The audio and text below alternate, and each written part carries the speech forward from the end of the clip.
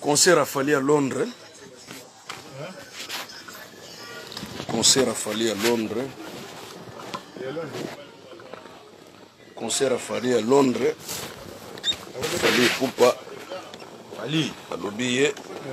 Azali Aigle. Fallu à l'obéir à Aigle. Yaza les colobisos en assez. Au moni après tomber en petite défaite il y a Paris. Tu vendagi tu suis ba stratégie belé. Londres amboka munduki. Londres alo États-Unis. Moi nyonso muki a 15 ans na munduki na gatanda ko. Asuwele ngia Londres yangwana. Et Londres alo la France était que armes interdit, armes za ndenge mo na crime. Ya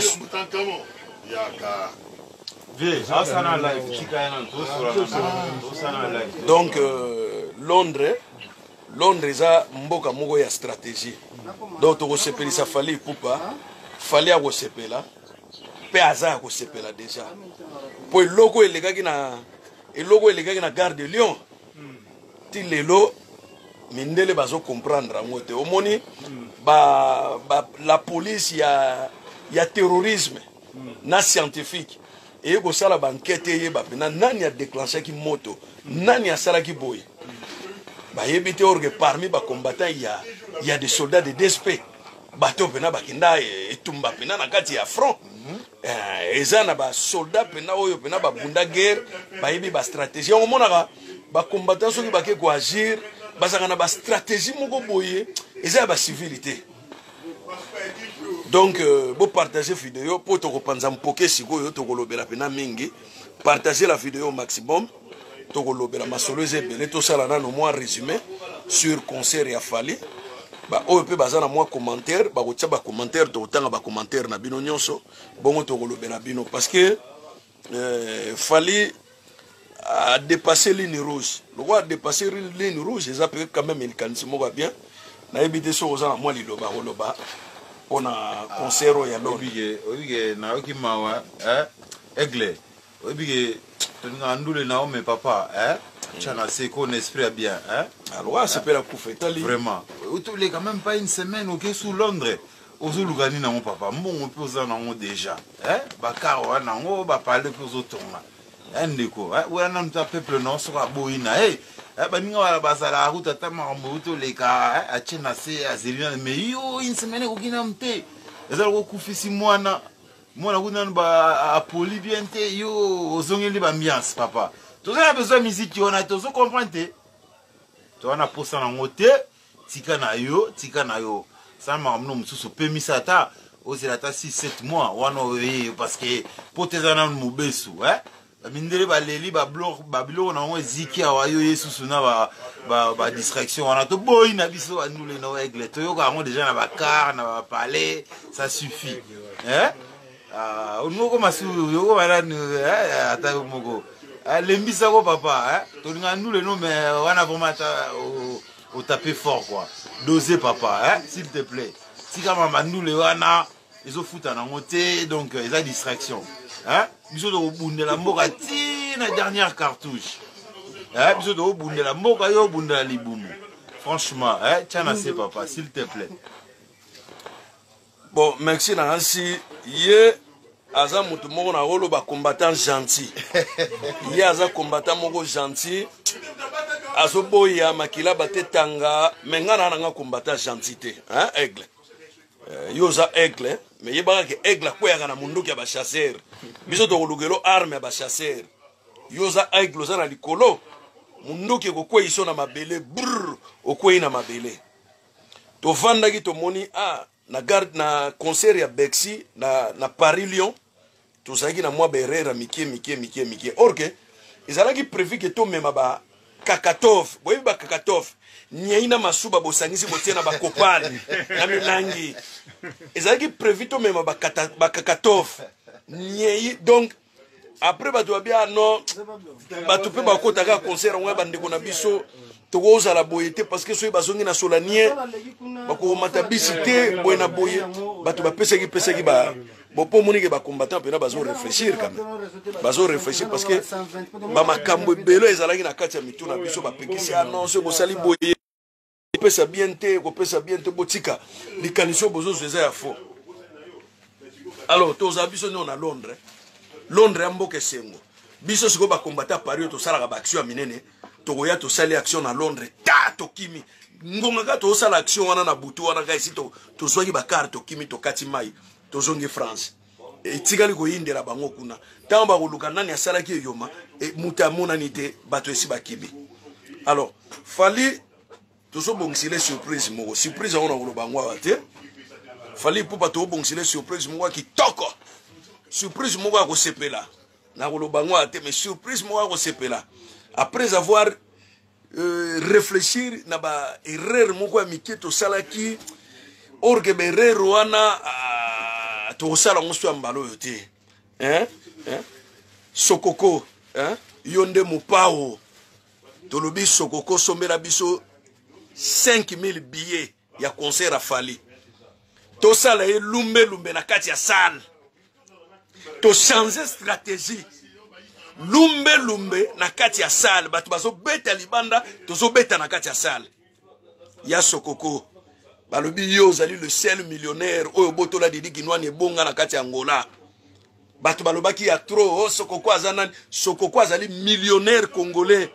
Oyo azali mutu ya aki au changement. Mutu a soutenaka ba combat. Mutu a sombaka ba banderole. Mutu a pesaka plus de 10 000 euros na ba manifestation. Bosa la manifestation bosomba ba banderole. Bolata ba t-shirt. Ya Sokoko. Balobi mbongo. Eleka maloba nebele. Sombela biso ba billet ya concert ya Fali. Lobi nenge toko la muka boy toko benga yo tini mbongo. A partir ya Angola, osali virement bancaire. Et ye, to tindi yango na Londres, et sombi ba billet ya Fali ata 5000 billets. Ya Sokoko, $100,000 ezelo nini pona yo. $100,000. Po pesa ka yango tango na tango, $100,000 ezelo ko pamba. Ya Sokoko. To beti yo mbela, sombela biso ata 3000 billets à concert à Fali. To lingo babenga rango, la vengeance. Vengeance c'est ça la manakati ya salle. Vengeance c'est ça la manakati ya salle. Lumbe mwete ça la manakati ya salle. Toko paye ba billet à concert à Fali à Londres. Lumbe mwete ko sala manakati ya salle. Miso na miso toko beta na ndenge ya ko sakalate. Alors Londres pe lo eza na mboka mundoki. Eza na France ite France po mona mutura mundoki oza na mutu moko mena Londres mundoki yana autorisé. Donc ozala pe lo moko esengo ba petit na biso ba yana mwa ba biloko na bango. Tokoti na ngona kati ya salle a toke to bomani na biso kuna masolongo pe ba concert esile na ngo ba to pe ba lapi ba oyo pe ba zolinga ba ya ba lapi bango nyonso ba lapi. Batu bazolo ba ono Fali Ipupa apesa ba ambulance afungula maya foko na Kingasani na suka apesa ba mama ya Kivu 2 kilos à loso na mpio di mibale na maboko. Mais les Congolais sont fous.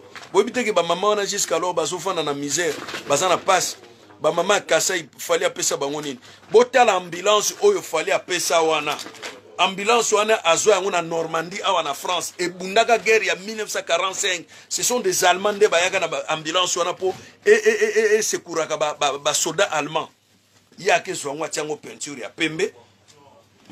Vraiment on joue avec vous. Fali Ipupa chaque année reçoit plus de $100,000. Il y a Union européenne pour la fondation na ye. Est-ce que $100,000 wana Fali Ipupa zwaka ayaka osonga bino diso na kini bon mona kai année passée azwaki ake somba Bentley. Année passée, Fali Ipupa zwi mbongo ya Union européenne ke somba Bentley na ye. Voiture na ye Bentley. Fali Ipupa zwaki année dernière ake tonga ndaku na ye na ma campagne.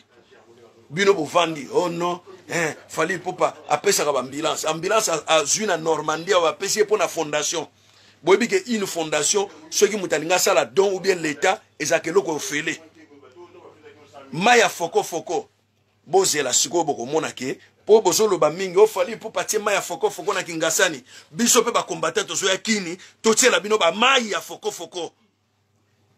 tokotiela bino ba mai ya foko foko po ebende ona ya donga 30 euros batimo ni libulu batie ebende ona baningisi chu chu chu mai ebimi. Est-ce que na Congo mai eza problème ya koluka mai juste 3 mètres mai ebimi? Et comme yo fali pupa abimisa mai ya foko foko na kingasene ya suka. Mais vous êtes malade ou quoi? Mai ya foko foko ebeza na microbe boni. Est-ce que ça traité? Est-ce que ça eau potable? Oh, fallait pour pas passer ambulance. Mais observez bien cette ambulance-là. Botala yango, botala combo et ambulance. C'est un camion, c'est pas une voiture. Un camion, non plus un bus. Un camion qui date de 1940. Oh, fallait agopé sa bino. Et comme il fallait pour pas appeler ça ambulance. Oh, fallait pour pas boina boye. Bozoloba, loba, loba, bozoloba. Ba stratégie na obimsa, ba stratégie na ngawate. Beaucoup vivre lumbe siko mwete na nenga muketa encore Londres qui toko ndengwana ebale tala ebale ga mute kaboli France na Londres ebale à 30 minutes ba maso esala ka butu moyo weka o dindisika mutuka na yo wana visa pe ya lagate ta okati ke Londres zongi bu toko kuta na kuna banzembo sase mapegisa ki na Kinshasa. Oko matanga mpunda, oko matanga yango fali ayeko betela bato na France po azo sakana na biso azo zwa biso logwa ba yuma. Makambo to pekisaki to lobaki mwana mayela salaka nini ayokaka. Mwana mayela salaka nini ayokaka. Akeko signer accord sur la liberté d'expression et la paix entre les peuples bantous et Tutsi au Congo avec Musherebois. Une proche de Kagame, Mutoyo, a sakani na ba Congolais belé na makamba ba poison, azotindaka ba poison na Congo. Fallait pour pas étaler là-bas signer. La paix entre les deux peuples, les Bantous et les Tutsis, ça veut dire quoi? Entre les Tutsis et les... Est-ce qu'il y a des Tutsis congolais? Est-ce qu'il y a des Tutsis congolais? Nabino Batuboza Bataba, oui. Lorsqu'on pose la question, est-ce qu'il y a des Tutsis congolais? Alors, fallait pour pas sagana banane. Ake ko signer ba accord na association moko boyza na États-Unis. Pour na ebanda siko ko exploiter maïs OGM, ba maïs o e comme ça batu minene, batu ba bela ka maladie ya mabe na Afrique particulièrement na Congo, soit disant que le Congo souffre de la famine. Il faut envoyer des maïs en provenance des États-Unis et ça na ba OGM. Ba OGM eza ba matière moko très dangereuse pour la santé ya batu. Yango bo mona ki ba invité ki fali na 2015 ans no beta festival moko ezaki na compte ya association wana na États-Unis na New York. Ebisibino fallait affranchir la ligne rouge. Fallait poupa affranchir la ligne rouge. Mais nous on est combattants. Qui dit combattant c'est le peuple. La voix de Dieu c'est la voix du peuple. Tokokuta nana fali mbalo mbonjo na mbonjo. À Londres, où on aura même l'appui de nos compatriotes irakiens, sri-lankais, bangladesh, pakistanais, bandekwana nyonso bahoya na sima na biso, bakopesa biso maboko bango ba travailler na ndenge na bango basala kuna na ba désert, biso beto sali na ndenge na biso ya lumbe mwete. Bango basali pena ndenge basalaka na bandenge na bango kuna ndenge babetaka malemba ndenge batiaka malemba basali na ndenge na bango. Donc mukolokako et d'ailleurs na Londres vous allez un peu différent par rapport à Paris parce qu'à Paris bana mingi ba côté concert ils n'ont pas de papa. Ce sont des enfants bazokola na maboka ba maman et 10 ans passés bana wana bazaki na ba 10 ans oh nyonso monaki ba 18 ans ba 20 ans ba 21 ans 10 ans tant combé bandaki bana na ba 9 ans ba 8 ans tant wana ba parents na bango bazopotana pona ba divorce. Donc 10 ans plus tard, bana ba koksi ba 20 ans et ils savent absolument rien. Ba ega concert bali ko ka biska concert yate. Ceux qui maître Gimsa beti plein, Kwange beti plein, Ngoube beti plein, concert nyonso ezali kaka congolais et ça fait du plein. Alors, on ne peut pas toucher à ces enfants d'abord, bazan avenir moko sombre. Ba parents ba kabwana, bana ba koma, misuna ba famille d'accueil, bana na bo monaki. Et je vous dis une information que vous ignorez. Il y a eu beaucoup de filles qui ont passé la nuit là-bas à la gare de Lyon. Ma voiture a quitté, ma bis, elle a quitté, train, elle a quitté, alors on se pose des questions. Est-ce qu'il fallait vraiment poser la question à leurs parents? bana na bino basonga ki lobi ndenge ni na ba condition ni bon ceux qui mingi ba fiola ki bango ceux qui mingi ba zoki ba problème okoye ba ndenge ni ceux qui pe mingi ba yaki na coronavirus na bandako okoye ba ndenge ni.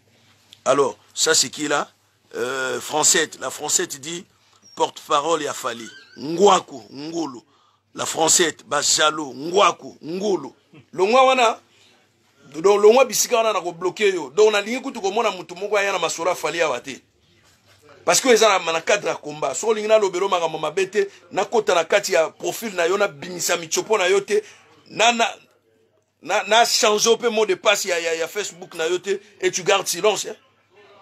Na choqué na noki na informatique na changer on a mot de passe na saleli ba buzo ba na tikeli yo na funguli yango na funguli Facebook na yo batu ba seka ona moki na salio illustration na Photoshop na babilongi na yo soko lingeye na yo te donc tu calmes tu fermes ta gueule là tu comprends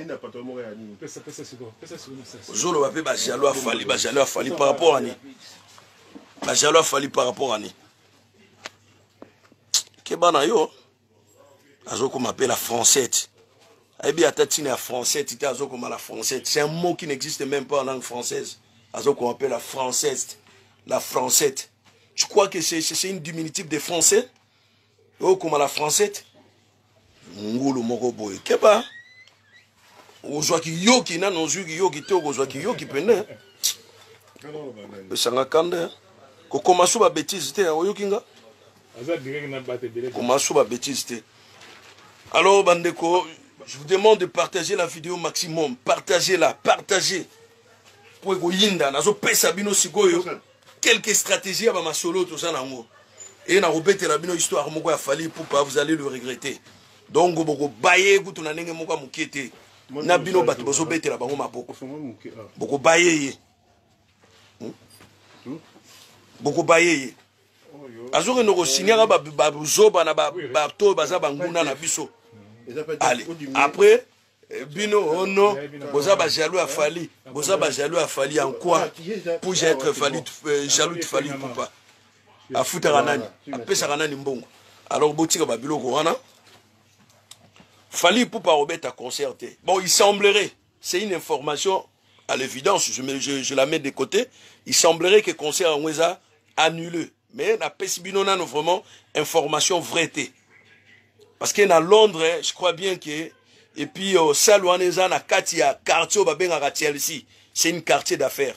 Donc, on a limité que, l'autorité à Londres, vraiment, ou maire à Londres, à Koyukolinga, des autres, Mogoboyan à Londres, pour la Fali et Poupa. Ce qui est le cas en France, parce que c'était un problème vraiment très politique. Là où je vous dis la vérité, ils allaient politiser ces concerts de Fali et Poupa.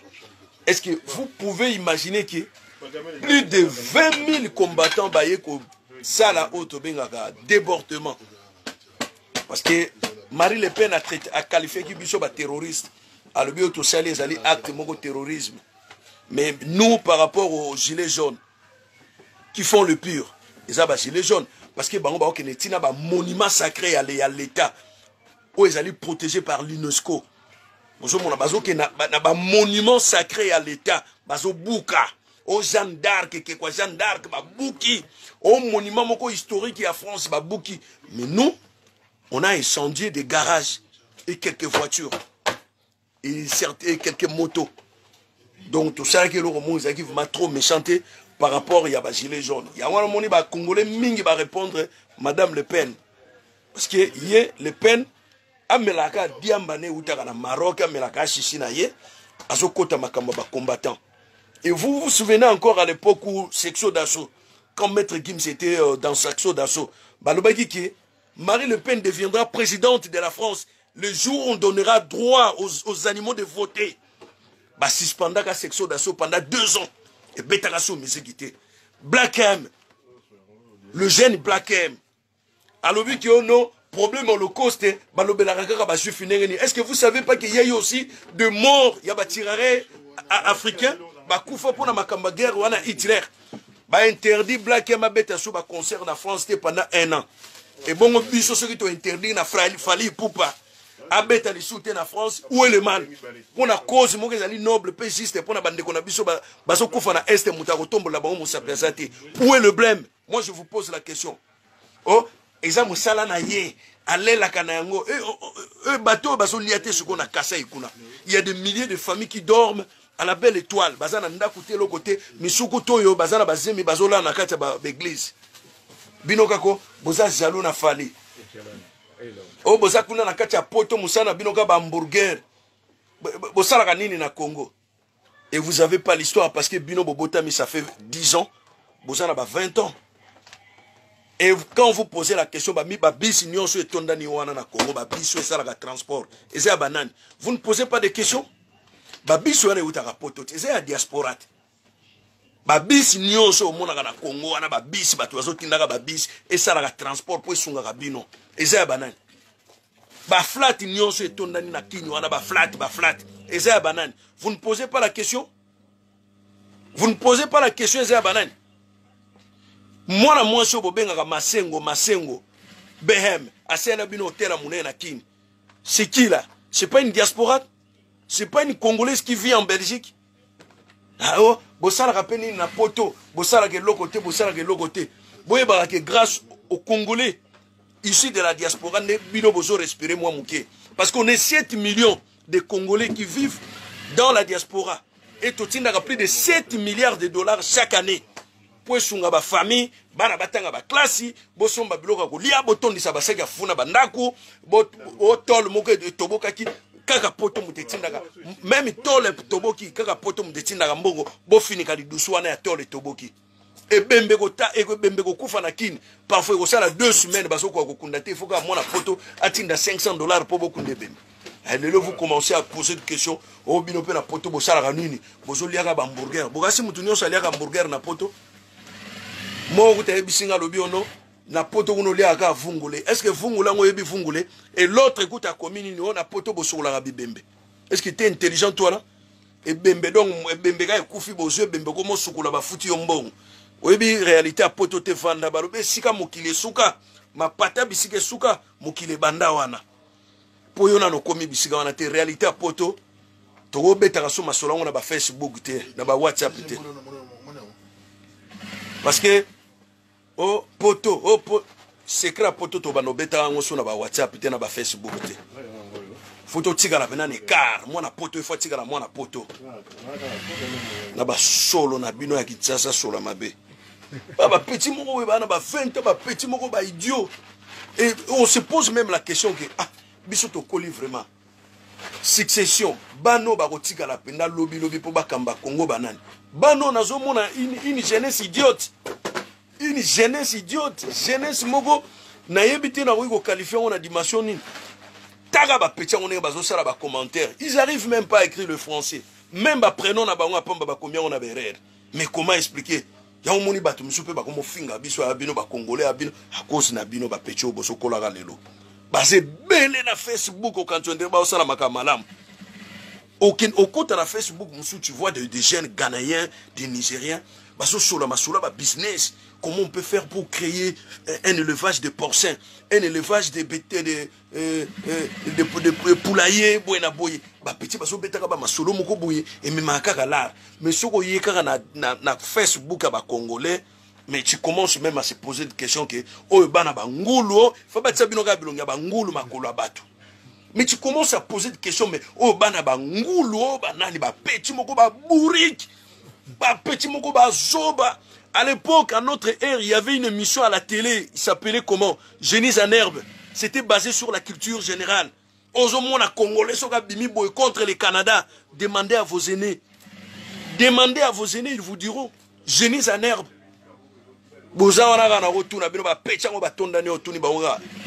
Quelle est la capitale des États-Unis? New York. Quelle est la capitale de la Suisse? Genève. Quelle est la capitale du Canada? Québec. Quelle est la capitale de l'Afrique du Sud? Pretoria. Angai banango te baba ngulu obutika fali pupa beta aigle petit Yo kota concert à Fali. Yo zokolo koksi 22 ans. Kota concert à Fali. Otala onga na TV. Mais ngai na kota Jimmy Cliff. Bora Jimmy Cliff. Mouto a balola ka reggae. Aga ma solo mousso à reggae. Moi je vis Jimmy Cliff à 2 mètres. Je vis le groupe Kassav avec Jacob de Varis. Hein? Jocelyne à l'époque. Je vis ces gens-là. Hein? Ngai na moni na okota concert. Concert toke na ba famille mobima na ba père na ba mère toke concert na tata Raphaël. Bino le concert ni bokotaka. Foire pamba boyebi foire te. Bomona ga mbunda muta obetana. Boyebi lo ezaka na foire wana. Est-ce que vous avez vécu le bonheur vraiment vous cette génération pourrie? Une génération na goloba avenir ya génération mokeza sombre tozoye baté ba jeune ya lelo lobi na bango ezanini. On n'a même pas le demain de cette jeunesse. On n'a même pas le demain de cette jeunesse. Au moins, il fallait à Beta. Oh, mais tu es à 8000 km et tu demandes qu'il fallait jouer. Tu es malade ou quoi là? Tu as quoi là, énergumène? Donc, ma solo, zo Beta, fallait à Beta, me retourner pour aller, fallait à Beta. Oh, allez là, gawana. Bon, yo na Congo et solé. Obi to komi air nini siko. Nanda kuna bino fufu na batie maya fufute. Oh. Ma pitié, on a compris, il fallait bêta, aigle par rapport à quoi? Et tu sais pourquoi Fali s'appelle maintenant aigle? Est-ce que vous avez une information pour la Fali bazo bengue aigle? Est-ce que tu es vraiment informé pour la Fali pour pas? Oui, secte, moi, na niveau qu'on a aux États-Unis, Canada, Australie, secte, on va bien en haut démogornoko. Ils ont secte moko très dangereuse. Ils ont secte moko. Et ça, comme l'école, c'est comme une école. Et on monte des classes. Il fallait se quoi comme un 12e niveau. Il y a au moins une époque. Batu Moussoko Mona a commis léopard, Mousso a commis lion, Mousso a commis vampire, Mousso a commis. Et il faut étudier le nom, le pseudo. Narobeng en route noté. Batu Bazo Pesa na ba combo. Il faut bosser la étude à ba combo. Se poser des questions. Mais pourquoi fallait Poupa? Hein? Surnomme maintenant aigle. Aigle, c'est quoi? C'est quelqu'un qui est en haut. Donc, il a pris des niveaux. C'est pas pour rien. Il a pris des niveaux. Il est devenu aigle. Maintenant, il peut facilement vous sacrifier. Na babilo ko pamba pamba boke concert moko kare baloki beaucoup fi boke concert moko boye iloko moko exploser beaucoup fi parce que bino moko boza ko accepter l'inacceptable. Dit to son en époque en Mbembaté, j'ai accepté l'inacceptable. Cette fois-ci on n'accepte rien. Londres ne tombera point. Je dis Londres ne tombera point. Ça, c'est la zone rouge. Londres ne tombera point. On va faire un beau sabotage là-bas. Ça, là-bas, on va qui toque à Londres. On peut pas histoire. On peut gare bébé. Vous savez qu'au gare, on a des poumons à Paris. Gare de Lyon, c'est le poumon de Paris. Parce que nulle part où tu as la zone Mogo X, zone Mogo Y, sans que vous passez par Gare de Lyon. Gare de Lyon. Au bino bobenga basso de mouton. Basso de mouton nyonso ya Paris ezaka na Gare de Lyon. Na lobi bien basso de mouton nyonso. Stade boyoka ko Parc de Prince, il y a Paris Saint-Germain. Eza li kolo ya saut de mouton ya Gare de Lyon. Donc c'est qu'à Gare de Lyon on a nenge bebaki et je vous signale qu'il y a des gens qui ont passé la nuit dehors. Donc concert de Falia est fini à quelle heure?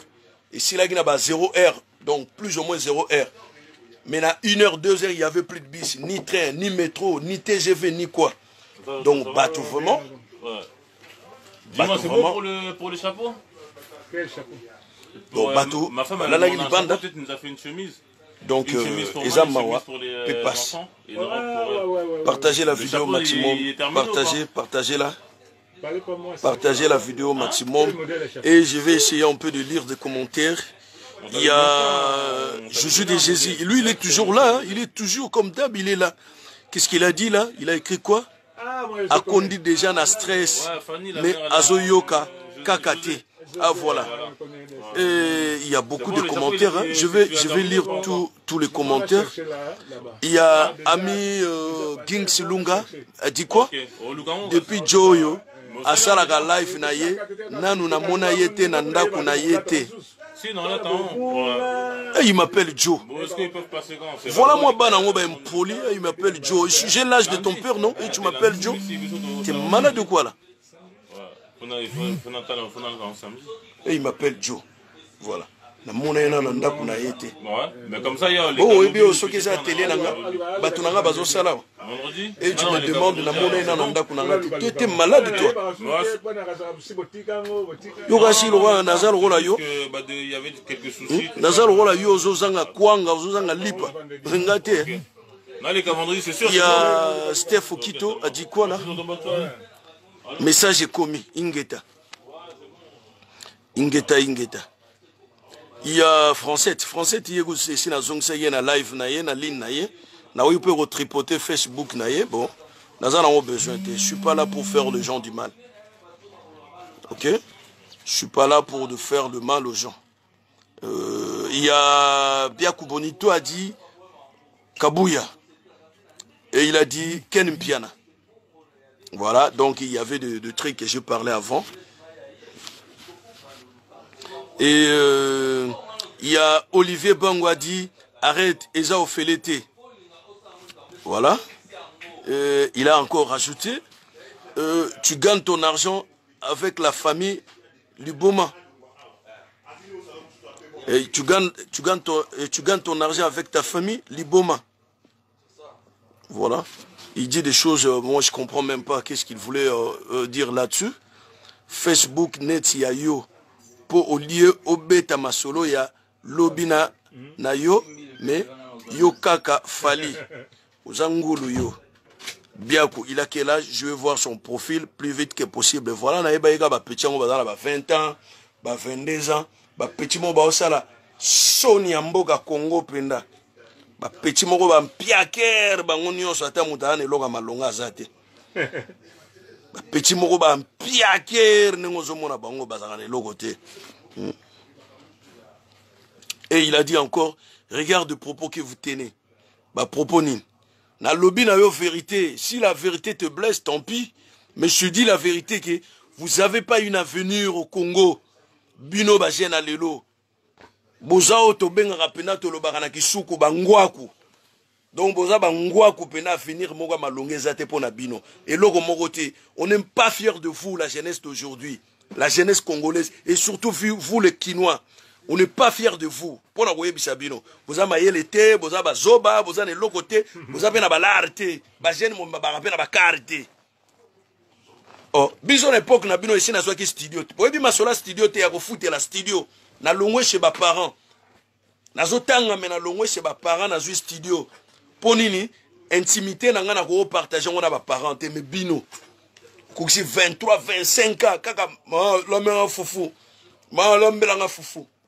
Et chez nous à notre époque, on nous appelait Yako Melati, Yako Lia, Ozoki, Mama Zolandayo.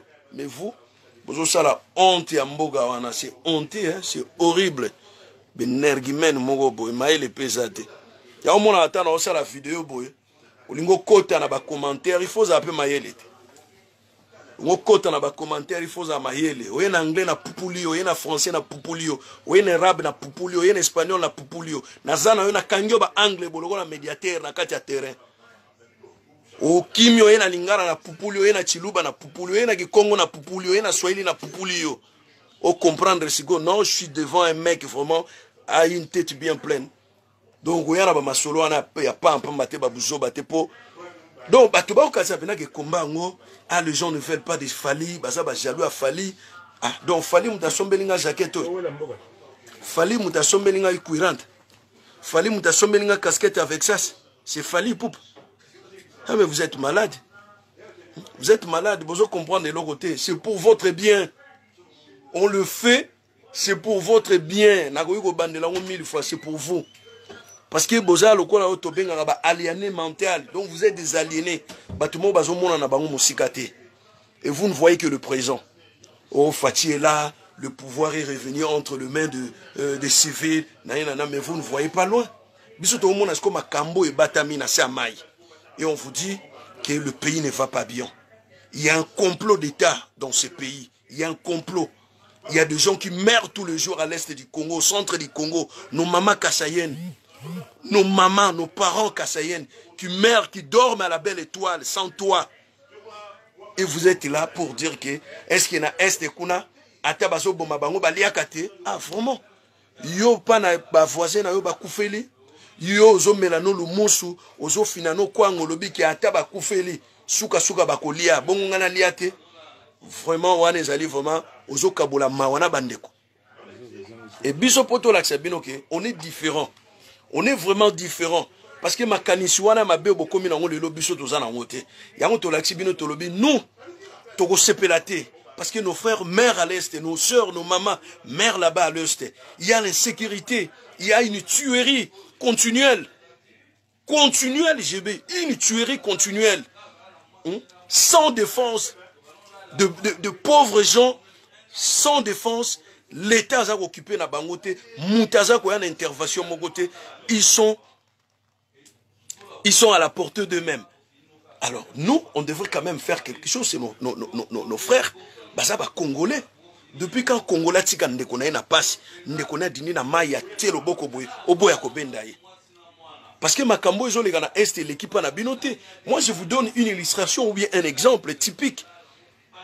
Na 98 ou na 2015 entre le 19, le 20, le 21, le 22 janvier, il y a une messe économique qui est na cathédrale Oya Lingwala. Nasuka nango à l'époque c'était je sais pas entre abbé ou cardinal Ekofo na ambongo babimisi batu dès que batu babimika na nzela boy Masasi il y a eu la mort de Rossi Mukendi, il y a eu la mort de pas mal de personnes na kanti dimanche landaki ba congolais nyoso babimaki hein. Le Kinois était dans la rue parce que ba moni ke bembesiko e kweli bango na kati ndako c'est pareil ndenge lekela baninga kuna na est. Pour bazo kufa boyika il y a 30 morts, il y a 20 morts. Ah, tolia na biso tobina tomela. Mais mon collègue quoi la bino en 98 lorsque les Rwandais sont revenus pour tuer Mzee Laurent Désiré Kabila. Tango Kabila lobi ke bateau yo bazali banguna bakati biso mai, bakati biso fufu, bakati biso nzela. Bon s'en charger na bango. Et vous avez vu combien les Kinois étaient dehors. Ba beta ba Rwandais masasi na kati ya ba rivière bokanyi mutu basinga boboki na maya kufi na yemo bo rafale lisu masasi et les Kinois l'ont fait pour vous dire combien ces Kinois là tenaient bon vraiment que sikoyo insécurité comme na porte ya ndako na bango. Maintenant l'insécurité est arrivée à la porte de leur maison et ils ont manifesté et lelo ozo sola na ba jeune ozo kata eloko moko malonga te. Il y a Mogali Bosco m'a dit Lobana Yondeko. Merci, coup de chapeau à toi. Tu as vraiment bien réfléchi. Aux Olanda Fama, partagez la vidéo au maximum parce que tu as dévoilé moi quelques secrets. Nous sauté quelques secrets à combat aux à Londres contre Fali Poupa. C'est en date de 29 mars de ce mois-ci. Fali Poupa défier les Congolais à Paris. Et vous avez vu que réponse est à la qui immédiate, sans condition. Et moi je vous informe, je vous donne une information que aucune association, aucun groupe de combattants, batigala ikozwa feuille de route, il y a préfet. Combattant moko azwa ki feuille de route, te oza autorisé que tout ça la manifestation azaragité. On a aboli la loi. Pour vous dire que quand tu touches à ma famille, je peux me défendre à n'importe quel moyen. Soit je prends une machette, je prends une arme, je prends n'importe quoi pour défendre ma famille. Ça s'appelle légitime défense. La loi. Alors, il y a une loi en France. Il y a une loi. Moi, je vais vous citer quelques lois. Tout citoyen vivant en France a le droit de dire non ou oui sur une loi ou sur une manifestation. Donc, tout citoyen a le droit de manifester sur une loi ou sur une personne. Donc, préfet à Paris, Azan a droit à mais la biso fait des routes, il était manifesté. Mais ça là qui en pour l'année parce que Singa et Outaki na Kigali. Singa et Outaki na Kigali. Singa et Outaki na Kinshasa. Vous imaginez que Banzembo yo sasem et Peksa mangi na Congo. Oko Matanga. Baïba beti yango bana na biso nyonso batikali babulumbo na kati ya sana. Et vous croyez que nous parents on peut accepter ça? On peut accepter de bêtises ici en France? Détrompez-vous. Il y a Kessi Maïle a dit quoi? Bonsoir papa, je te salue, bonsoir. Voilà, on est là. John Image, je te salue, partage la vidéo au maximum. Les gars, partagez la vidéo au maximum. On est prêts. Il y a Sokoko, depuis Luanda. Ingeta, il y a Sokoko. Au Kota qui m'a soloté à Paris. Mais tu es ici cette fois-ci Kota. Ya Sokoko Kota cette fois-ci, Kota Masolo. Buka Bank, Tindela Biso ata 100 000 balles. Tosomba ba billet a fallu, même 5 000 billets. Sikoyo, affrontement direct na Katia Sal. Et ça souli comme Balibandate. Hein? Le boss, Ya Sokoko, Yozana Mbongo, Oleki Kongo Mobimana Mbongo. Moïse Katumbi azana Mbongo makabaka ngote, Ya Sokoko basenga yo Mbongo bimisi $100 000 otindi na poto awa. Pona ba combattant, bisoki pona makamba mboka, ata $1 million na kobimisa. Yonde Ya Sokoko. Yonde Lombe. Okobimisa. Et je félicite ce monsieur-là qui sacrifie son temps, son argent pour nourrir sa famille. Atindara ba combattant. Ah, bosomba ba t-shirt, bosala ba drapelet, bosala ba banderole. Problème nini? Oh non, tout ça 10 000 € pour les Camboboy. Bon, je vous envoie l'argent à 2 tranches. Atindi 5 000, à bâti sous 5 000. Mais ce monsieur-là, c'est un Congolais. Il travaillait avec Didi Kinouani en Angola. Didi Kinouani n'a jamais osé faire ce genre de dons à la diaspora congolaise. Mais Moutoyo, azana volonté alingi que un jour changement parce que ba diamantaire nyonso Angola ba bengana bango na ba mine ye azwa licence na ye certificat légal na kati ya gouvernement João Lorenzo donc o Didi Kinouani kwa yenda o soki nani ba diamant ebele lokola prise à voiture pasuki na libanda atikala kaka ye moko Ya Sokoko yenda simbi makambo donc nenge tolobi ke to sala affrontement direct na kati ya salle. Mais il y a une information qui circule sur des réseaux sociaux, soi-disant que le concert a fallu déjà maire à Paris à Nilango. Donc on n'est pas là pour nous Sabino vraiment information parce qu'on était trahi par le préfet de Paris, ici à Paris. Tant Lumbe Komaki na moto, il a envoyé un policier, un haut gradé, pour nous dire que les gars, il ne faut plus faire des désordres, le concert a été annulé par le préfet. Alors il y a eu plein de gens qui se sont zonés ou retournés chez eux avec de joie, soit disant que le concert était annulé, or que le concert n'était pas annulé. C'était juste un système de calmer le fait. Mais cette fois-ci, Zoba Zwakamaye le Mbalamoko. Il y a un abisibino qui Mbaloyo, Tobeta Nana Faligaka, affrontement direct. Il y a Mbonzo na Mbonzo. Bon, il y a toujours des commentaires. Il y a Yves Nono Kumwamba a dit quoi, s'il te plaît? Prenez juste une minute et dites-nous en quoi est-ce que le fait d'avoir un concert à Paris ou à Londres empêche le pays d'avancer. Et pour les autres professions qui verront en Europe, faisons... vraiment, moi je ne sais même pas... parler français, c'est diffère de d'écrire le français. Là, je te demande prochainement d'écrire vraiment le français. Qui venons en Europe et faisons notre travail. Vous nous empêcherez pas de travailler. Combat, oui, mais ayez un combat juste. Un peu de réfléchir, s'il vous plaît. Voilà, ça c'est... Bon, je suis un peu à distance avec ton commentaire. Yves Nino Kumwamba. Voilà, Yves Nono Kumwamba Lobby. Bon, je vais voir, elle peut avoir quel âge, je peux voir. Bon, dis-moi, elle peut avoir dans le vingtaine ou 30 ans, accompagnée, je ne sais pas, avec son copain, son père, je ne sais pas grand chose, mais c'est une jeune fille, voilà.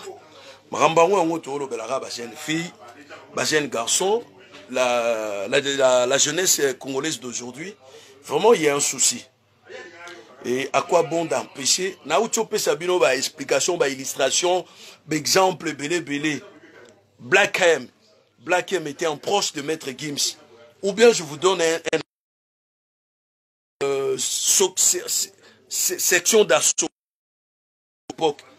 Ba yembaka na nzembo na bango moko ke Marie Le Pen deviendra présidente de la France le jour où on donnera droit aux animaux de voter. Oyebike groupe Wananios à section d'assaut bah interdisait qui bango musique en France pendant 2 ans. Black M, il a parlé de le problème de l'Holocauste juif. Est-ce qu'il n'y a que des juifs qui se sont massacrés par Hitler? Il y avait aussi des noirs à l'époque. Il était interdit de se produire ici en France pendant 2 ans. Et si on interdit Fali de se produire ici même pendant 20 ans, où est le problème? Et là, on y a mouneno, laissez-le faire son travail. Laissez-le quel travail?